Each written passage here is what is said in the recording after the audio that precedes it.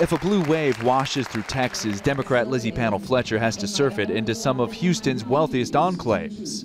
We certainly have a lot of motivated Democrats in this district, but we also have a lot of people who are showing up in the Democratic primary who said they'd always voted Republican in the past, or they consider themselves independents. The congressional candidate and political novice is vying to beat the incumbent Republican in Texas's 7th district, a reliably Republican seat for more than 50 years.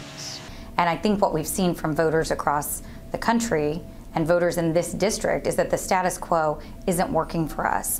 But Hillary Clinton won this district by 1.5 points in 2016, giving Democrats hope that they have a shot here. It doesn't allow me to, call myself a Republican in good faith. 7th District voter Pranav Joshi describes himself as a recovering Republican who will vote Democrat because of President Donald Trump. They blindly supported a misogynistic, racist egomaniac for the sake of power, and those are not conservative values. Those weren't Republican values. Political analysts say the Texas 7th, with voters that tend to be wealthy and highly educated, is in play.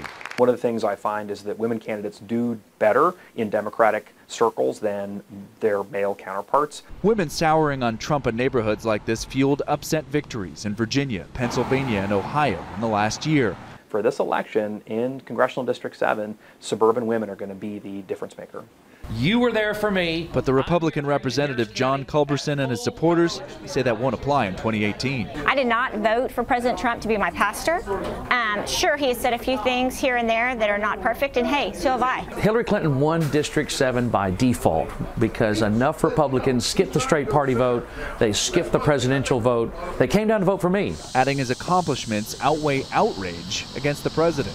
The voters of District 7 have always shown themselves to be common sense, fiscal conservatives, free market people who understand how important it is to cut taxes, lighten the regulatory touch, and will persuade women voters to give him another term.